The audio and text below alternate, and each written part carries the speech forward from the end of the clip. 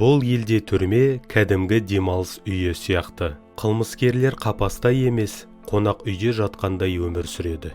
Бұл Норвегия мемлекеті. Мұнда түрме қабырғалары ақ түсті, терезелері үлкен, ал камералар жеке ваннасы мен жұмыс үстелі бар бөлме сияқты. Тіпті тұтқындардың өз ас үйі мен жаттығу залы бар. Оларға кітап оқу, музыка тыңдау, сурет салу бәрі қолжетімді. Себебі Норвегия түрмесінің басты мақсаты жазалау емес, қайта бейімдеу. Адамды қоғамға қайта қосу олардың басты философиясы. Ал Норвегияда қылмыс деңгейі әлем бойынша ең төмендердің бірі.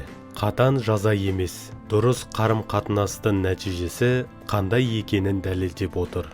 Мұндай түрме жүйесі бізде болса, не өзгерер еді деп ойлайсыз? Пікір қалдырыңыз. Лүпіл басып, арнаға жазылуды ұмытпаңыз.